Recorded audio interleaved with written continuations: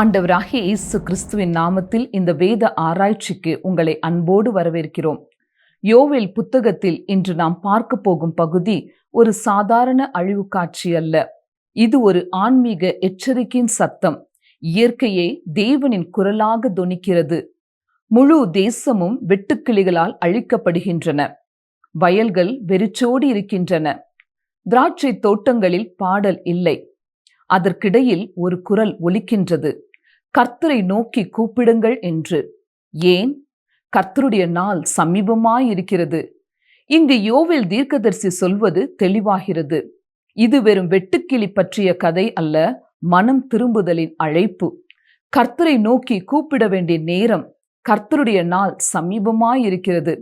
இதை குறித்து விரிவாக தியானிப்போம் வாருங்கள்.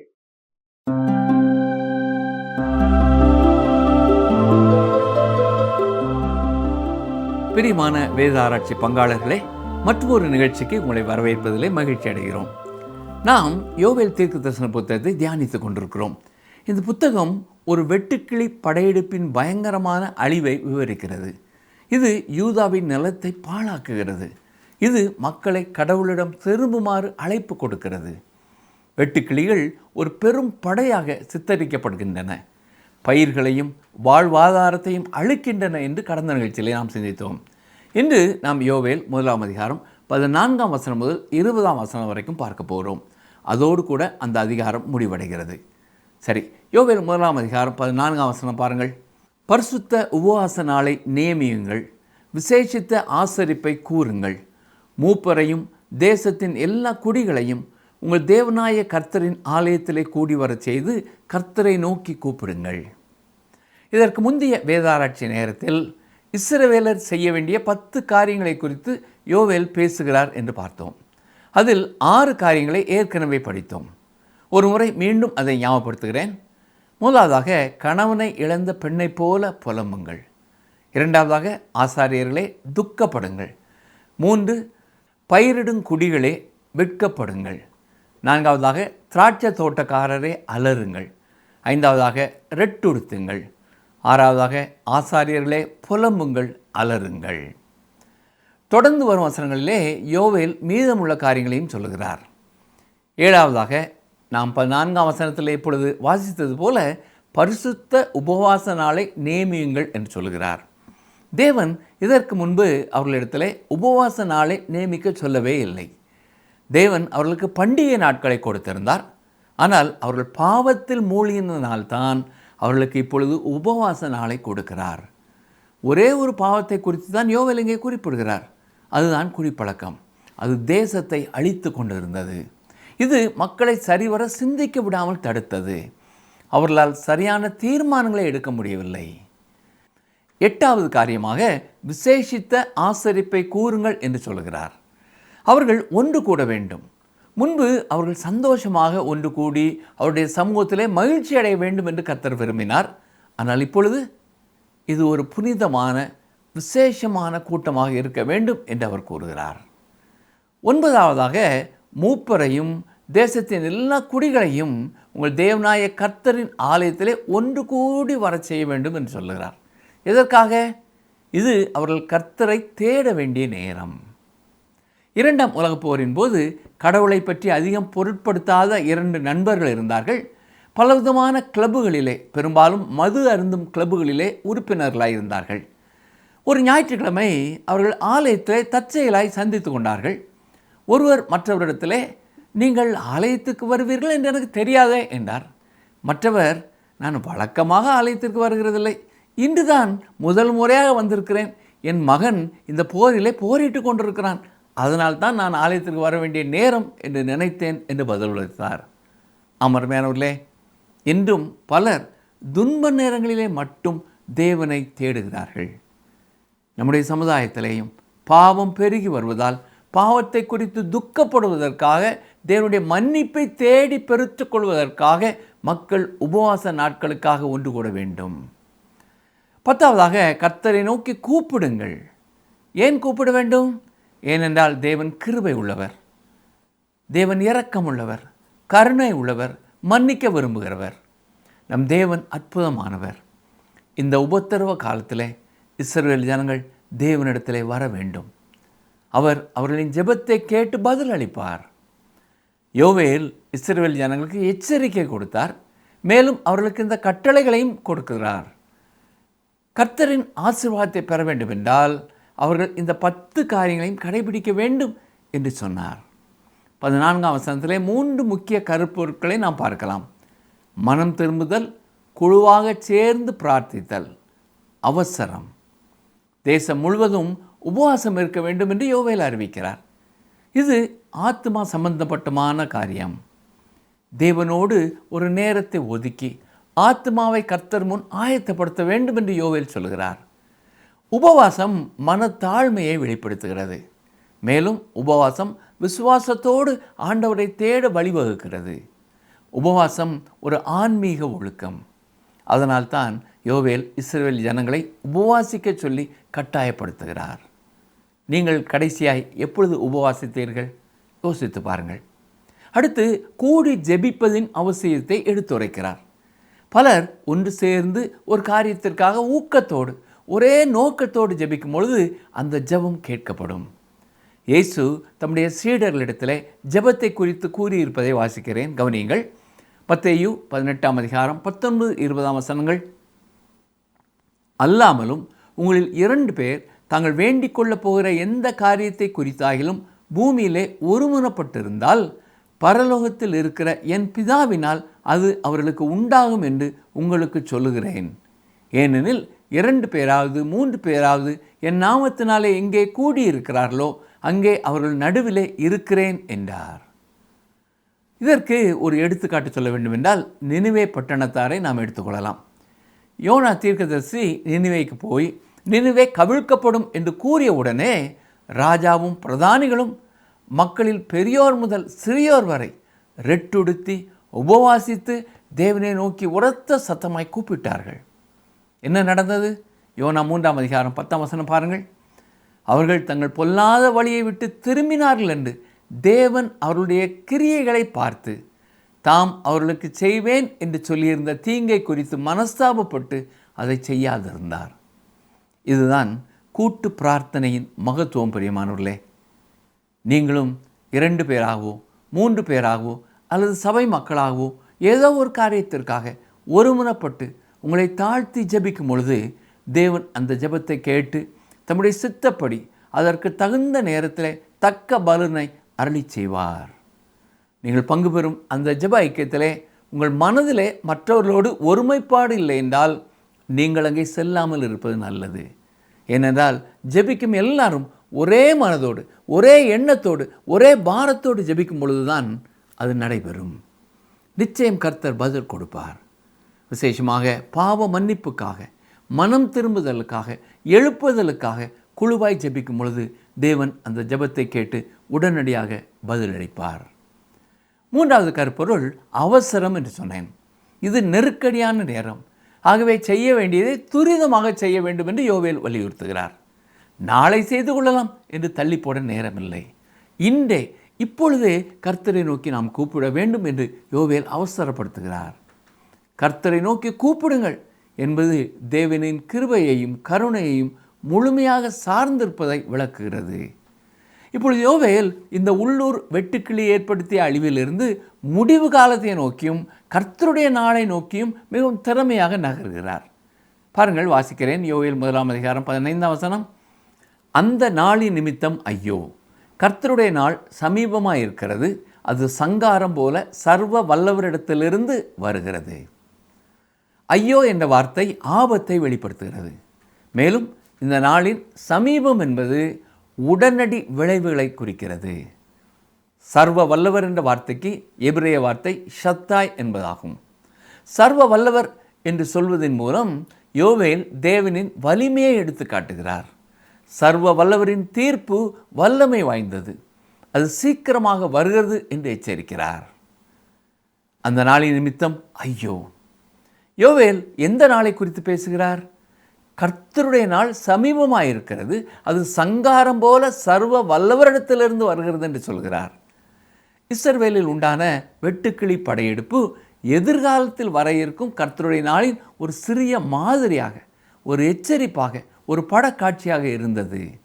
இது மக்களை விழிப்படை செய்திருக்க வேண்டும். இப்பொழுது யோவேல் எதிர்காலத்தில் நடக்க இருக்கும் ஒன்றை பற்றி இஸ்ரவேல் ஜனங்களுக்கு கூறப்போகிறார். அது எதிர்காலத்தில் வர இருப்பது. தாவீதுக்கு வாக்களிக்கப்பட்டது. அது ஒரு ராஜ்யம். தாவீது அந்த ராஜ்யத்தை ஆளுவதற்கு உயிரோடு எழுப்பப்படுவார். போர் நிறுத்தப்படும், பூமியில் அமைதி நிலவும். எல்லா தீர்க்கதரிசிகளும் இதை பற்றி பேசியிருக்கிறார்கள். யோவேல் இங்கே கூறும் கர்த்தருடைய நாளின் வருகையை பற்றியும் பேசியிருக்கிறார்கள். கர்த்தருடைய நாளை வேதத்தில் குறிப்பிடப்பட்டுள்ள மற்ற நாட்களுக்கு முற்றும் மாறாக நாம் புரிந்து கொள்ள வேண்டும். இப்பொழுது நாம் வேதத்திலே மனுஷனுடைய நாள் என்று அழைக்கப்படும் காலத்திலே வாழ்ந்து கொண்டிருக்கிறோம். இது நேபுகாத்நேச்சார் முதல் தொடங்கியது. இயேசு இதை புறஜாதியாரின் காலம் என்று அழைக்கிறார். லூக்கா 21:24 புறஜாதியாரின் காலம் நிறைவேறும் வரைக்கும் எருசலேம் புறஜாதியாரால் மிதிக்கப்படும் என்று சொன்னார். நாம் இப்பொழுது இயேசு சொன்ன புறஜாதியாரின் நாட்களில் வாழ்கிறோம். இன்று தீர்ப்புகளை வழங்குவது மனிதனே. நாம் உச்ச நீதிமன்றத்திற்கு சென்று முறையிடுகிறோம். ஆனால் தேவனிடம் முறையிடுவதில்லை. நாம் அவரை முற்றிலும் மறந்துவிட்டோம். அவரது பெயர் வெறுமனே சத்தியம் செய்யவும் தூஷிக்கவும் பயன்படுத்தப்படும் ஒரு சொல்லாக மாறிவிட்டது. டாக்டர் லூயிஸ் ஸ்பெர்ரி ஷாஃபர் என்பவர் மனுஷனுடைய நாளை குறித்து இவ்வாறு கருத்து தெரிவிக்கிறார்.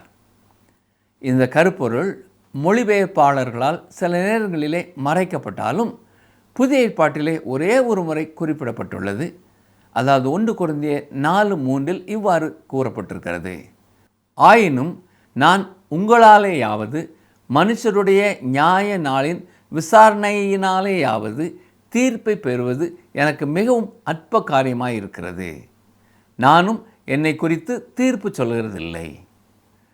இந்த வசனத்தில் மனுஷருடைய நியாய நாளின் விசாரணையினாலேயாவது தீர்ப்பை பெறுவது என்ற சொற்றொடர் இந்த காலத்தில் நிலவும் மனித கருத்துக்களை குறிக்கிறது. இதை உண்மையில் மனுஷனுடைய நாள் என்று மொழிபெயர்க்கலாம். நாம் மனுஷனுடைய நாளிலே வாழ்கிறோம். மனித நேயம் இன்று பரவலாக உள்ளது. மனிதன் தன்னால் உலகின் பிரச்சனைகளை தீர்த்துவிட முடியும் என்று நம்புகிறான்.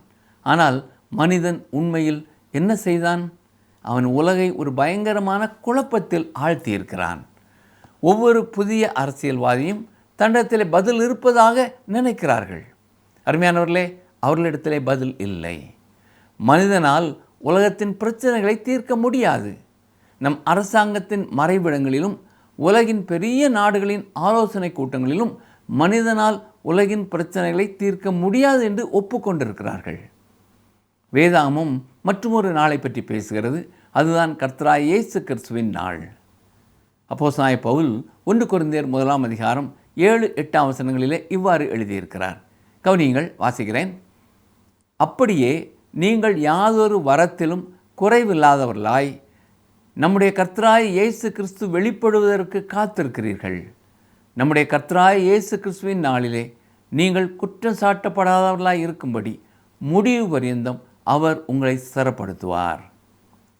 கர்த்தராகிய இயேசு கிறிஸ்துவின் நாள் என்றால் என்ன? அது அவர் தமது திருச்சபையை இந்த உலகத்திலிருந்து எடுத்துக்கொள்ளும் நாள். பின்னர் சபை கிறிஸ்துவின் நியாயசனத்திற்கு முன்பாக வரும். பிலிப்பியர் 1:5-6 பாருங்கள். உங்களில் நற்கிரியையை தொடங்கினவர் அதை இயேசு கிறிஸ்துவின் நாள் பரியந்தம் முடிய நடத்தி வருவார் என்று நம்பி நான் உங்களை நினைக்கிற பொழுதெல்லாம் என் தேவனை ஸ்தோத்தரிக்கிறேன். அவர் நம்மை இந்த உலகத்திலிருந்து எடுத்து செல்லும் நாள் வரை நம்மை காத்துக்கொள்வார். அந்த நாளிலே நாம் அவருக்கு முன்பாக தோன்றி தக்க பலனை பெறுவோமா இல்லையா என்று பார்ப்போம். பழைய ஏற்பாடு மற்றும் புதிய ஏற்பாடு இரண்டுமே கர்த்தருடைய நாளை பற்றி பேசுகின்றன. 2 தெசலோனிக்கேயர் 2 வசனத்திலே ஒரு ஆவியினாலாவது வார்த்தையினாலாவது எங்களிடத்திலிருந்து வந்ததாய் தோன்றுகிற ஒரு நிருபத்தினாலாவது கிறிஸ்துவனுடைய நாள் சமீபமாக இருக்கிறதாக சொல்லப்பட்டால் உடனே சஞ்சலப்படாமலும் கலங்காமலும் இருங்கள் என்று வாசிக்கிறோம். விசுவாசிகள் இந்த உலகத்திலிருந்து எடுக்கப்படும் பொழுது தாங்கள் அதை தவற விட்டு விடுவோமோ என்று தெசலோனிக்கே விசுவாசிகள் பயந்து கொண்டிருந்தார்கள். இந்த இடத்திலே மொழிபெயர்ப்பு சரியாக இல்லை. கிறிஸ்து என்ற சொல் கர்த்தர் என்று மொழிபெயர்க்கப்பட்டிருக்க வேண்டும். கர்த்தருடைய நாள் சமீபமாக இருக்கிறது என்று சொல்லப்பட்டிருக்க வேண்டும். விசுவாசிகள் கர்த்தருடைய நாளை அனுபவிக்க மாட்டார்கள் என்று பவுல் உறுதியளிக்கிறார். யோவேல் கர்த்தருடைய நாள் என்றால் என்ன என்பதை மிக தெளிவாக விளக்குகிறார். அது இருளும் அந்தகாரமான நாள், அது மப்பும் மந்தாரமான நாள் என்று கூறுகிறார். ராஜ்யத்திலே உடனடியாக நுழைந்து விடலாம், வாழ்க்கை உடனே சிக்கல் இல்லாமல் தென்றல் வீசுவது போல இனிமையாக இருக்கும் என்று எபிரேயர்கள் நினைத்தார்கள். ஆனால் யோவேல் கர்த்தருடைய நாள் இரவுடன் இருளுடன் தொடங்குகிறது என்று கூறுகிறார். அந்த இருள் மகா உபத்திரவ காலத்தை குறிக்கிறது. இது 4 வகை வெட்டுக்கிளி கூட்டங்களைப் போல, வெளிப்படுத்தின விசேஷத்திலே வரும் 4 குதிரை வீரர்களைப் போல மகா உபத்திரவ காலத்திலே வரும். கிறிஸ்து பூமியிலே தமது ராஜ்யத்தை நிறுவ வருவதை உள்ளடக்கி இருக்கும். பின்னர் அவரது மக்கள் அவரது சமூகத்தின் ஒளியிலே நுழைவார்கள். இதுதான் பழைய ஏற்பாட்டின் நம்பிக்கை. இதைத்தான் பழைய ஏற்பாடு நமக்கு கற்பிக்கிறது. நிகழ்ச்சியை கவனித்து கொண்டிருக்கும் எனக்கு அருமையானவர்களே, வேதாகமும் முழுவதையும் வாசிப்பது எவ்வளவு முக்கியம் என்பதை நீங்கள் அறிந்து கொள்ள வேண்டும். ஒருவர் கர்த்தருடைய நாள் என்றால் என்ன என்ற தனது கருத்தை விளக்கி பல பக்கங்களை எழுதி ஒரு ஊழியருக்கு அனுப்பியிருந்தார். வசனமாக மேற்கோள் காட்டியிருந்தார். ஆனால் யோவேல் புத்தகத்திலிருந்து ஒரு வசனத்தை கூட அவர் மேற்கோள் காட்டவில்லை. யோவேல் மிக முக்கியமானவர் என்பதை அவர் புரிந்து கொள்ளவில்லை. தீர்க்க தரிசனங்களை எழுதி வைத்த தீர்க்க தரிசிகளிலே முதன்மையானவர் யோவேல்.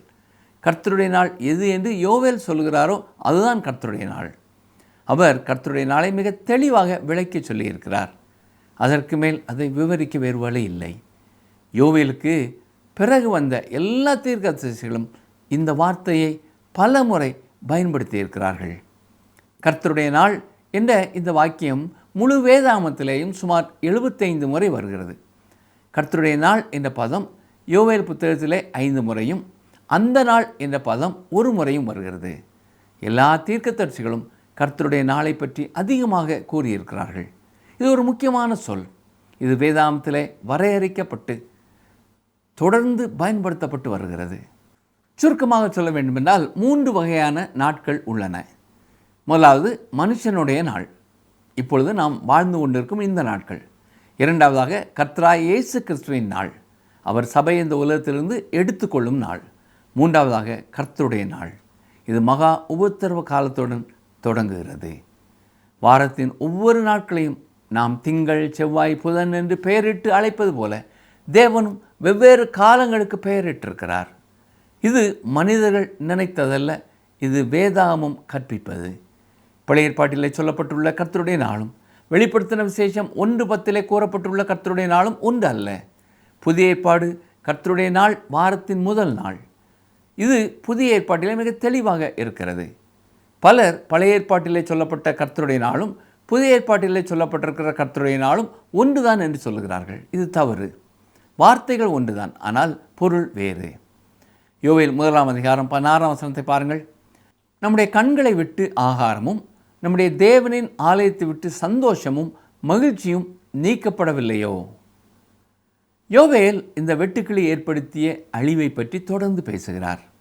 தேவனின் ஆலயத்திலே மகிழ்ச்சியும் சந்தோஷமும் இல்லை. ஒரு தேவ ஊழியர் சொல்வதை கேளுங்கள். எனது ஊழியத்தின் கடந்த சில ஆண்டுகளிலே பல சிறப்பு கூட்டங்களிலே பேசும் பாக்கியம் எனக்கு கிடைத்தது. தற்காலத்தில் மக்கள் ஒன்று கூடும் பொழுது கூட்டங்களிலே ஒரு சோகம் இருப்பதை நான் கவனித்தேன். பல இடங்களில் முதல் ஆராதனையிலே ஒரு எதிர்பார்ப்புடன் மக்கள் உட்கார்ந்திருந்தனர், ஆனால் மகிழ்ச்சி இல்லை. ஒரு கூட்டத்தில் நான் பேசுவதற்கு முன் ஒருவர் என்னிடத்தில் வந்து, நீங்கள் பேசும் முறையை கவனித்தேன். நீங்கள் உங்கள் பேச்சை தொடங்குவதற்கு முன் மக்களை நல்ல மனநிலைக்கு கொண்டு வர ஒரு வேடிக்கையான கதையை மெதுவாகவும் அமைதியாகவும் சொல்லுகிறீர்கள் என்றார். நீங்கள் அதை கவனித்தீர்களா என்றேன். அவர், ஆமாம், நீங்கள் ஏன் அப்படி செய்கிறீர்கள் என்று எனக்கு தெரியும். இன்று மக்களிடத்திலே மகிழ்ச்சியின் அளவு குறைவாக இருப்பதால் நீங்கள் அப்படி செய்கிறீர்கள் என்று சொன்னார் என்று எழுதியிருக்கிறார். பிரியமானவர்களே, இன்றைக்கு இஸ்ரவேல் மக்களின் வாழ்க்கையிலேயும் மகிழ்ச்சி இல்லாத சூழ்நிலை குறித்து தான் யோவேல் பேசி கொண்டிருக்கிறார். இன்று எல்லாம் இருந்தாலும் நம்முடைய ஆராதனைகளிலேயும் மகிழ்ச்சி இல்லை என்று எழுதியிருக்கிறார். யோவேல் 1:17 பாருங்கள். விதையானது மண் கட்டிகளின் கீழ் மக்கி போயிற்று, பயிர் தீந்து போகிறதுனால் பண்டசாலைகள் பாழாகி களஞ்சியங்கள் இடிந்து போயின. விதை மக்கி போயிற்று. வெட்டுக்கிளிகள் முளைகளை மண்ணோடு மண்ணாக கடித்து தின்று விட்டதால் தானியம் முளைக்க முடியவில்லை. களஞ்சியங்கள் இடிந்து போயின. அவர்களால் களஞ்சியத்தை நிரப்ப முடியவில்லை. யோவேல் 1 18-19 வசனங்கள். மிருகங்கள் எவ்வளவாய் தவிக்கிறது, மாட்டு மந்தைகள் தங்களுக்கு மேய்ச்சல் இல்லாததினால் கலங்குகிறது, ஆட்டு மந்தைகளும் சேதமாய் போயிற்று. கர்த்தாவே, உம்மை நோக்கி கூப்பிடுகிறேன்.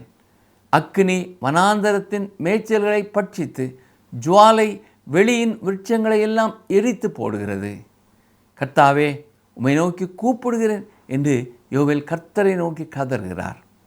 இதுவரைக்கும் ஜனங்களை பார்த்து புலம்புங்கள், துக்கியுங்கள், வெட்கப்படுங்கள், அலறுங்கள், ரெட்டுடுத்துங்கள், உபவாசியுங்கள் என்று சொன்னவர் இப்பொழுது அழிவின் அகோரத்தை தாங்க முடியாதவராக அவரே கர்த்தரை நோக்கி கதறுகிறார். வெட்டுக்கிளிகள் எங்கே சென்றாலும் அந்த இடத்தை எரித்து சாம்பலாக்கிவிட வேண்டும் என்ற கொள்கையை வைத்திருக்கின்றன. பூமி முற்றிலும் எரிந்து விட்டது போல இருந்தது. கவனிங்கள், யோவேல் 1:20. வெளியின் மிருகங்களும் உம்மை நோக்கி கதறுகிறது, நதிகளில் தண்ணீரெல்லாம் வற்றி போயிற்று, அக்கினி வனாந்தரத்தின் மேய்ச்சல்களை பட்சித்து போட்டது. இது மிகவும் பயங்கரமான ஒரு காலம். விலங்கினங்கள் கூட, காட்டு விலங்குகள், கால்நடைகள் எல்லாமே வெட்டுக்கிளிகளினால் பாதிக்கப்பட்டன. அந்த நாட்களிலே அந்த நிலத்திலே அந்த நியாய தீர்ப்பு எல்லா உயிர்களையும் தொட்டது. மேலும் இது வரவிருக்கும் கர்த்தருடைய நாளின் ஒரு முன்மாதிரியாக இருக்கிறது. அக்கினி மற்றும் வற்றிப்போன நதிகள் வறட்சியின் விளைவுகளை விவரிக்கின்றன. இது வெட்டுக்கிளிகளின் பாதிப்பை தீவிரப்படுத்துகிறது. மிருகங்களின் கதறல் நம் நெஞ்சை தொடுகிறது. எல்லா படைப்புகளும் மீட்புக்காக ஏங்கிக் கொண்டிருக்கின்றன. வேத ஆராய்ச்சி நிகழ்ச்சியை கவனமாய் கவனித்து கொண்டிருக்கிறாருமையானவர்களே, யோவேல் வாழ்ந்த அந்நாட்களிலே மக்கள் தேவனை விட்டு தூரமாய் வாழ்ந்ததால் தங்கள் பாவங்களை உணர்ந்து கொள்ளும் சூழ்நிலைகளை கர்த்தர் அனுப்பினார்.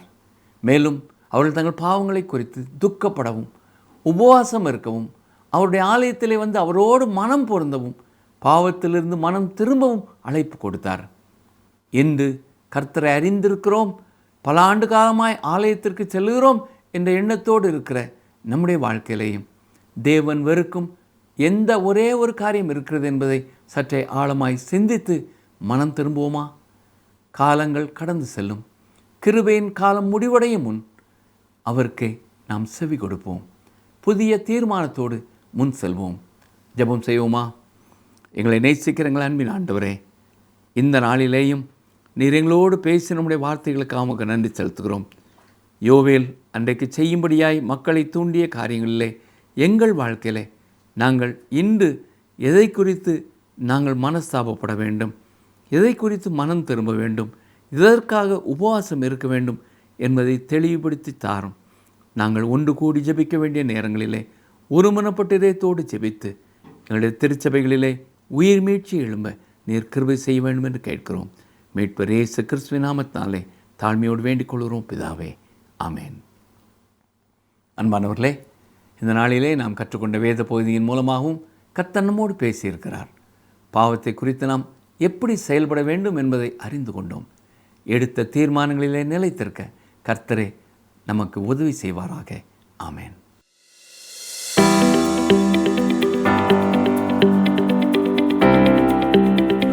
It 1016 Q&A.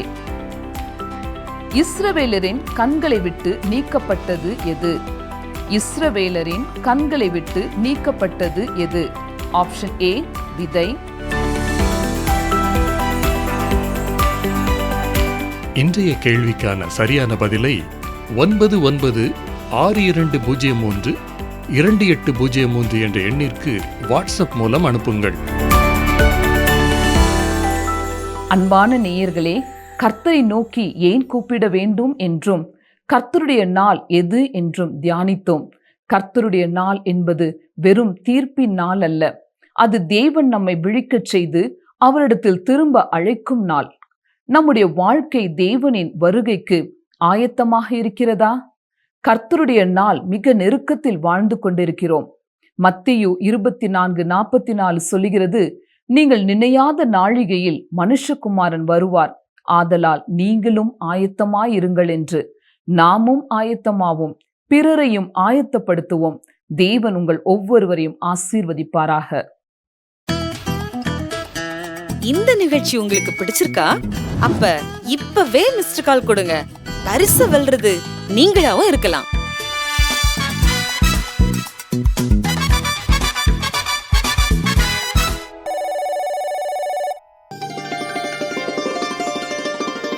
நீ உன் தேவனாகிய கர்த்தரின் கட்டளைகளை கைக்கொண்டு அவர் வழிகளில் நடக்கும்போது கர்த்தர் உனக்கு ஆணையிட்டபடியே உன்னை தமக்கு பரிசுத்த ஜனமாக நிலைப்படுத்துவார். உபாகமம் 28:9.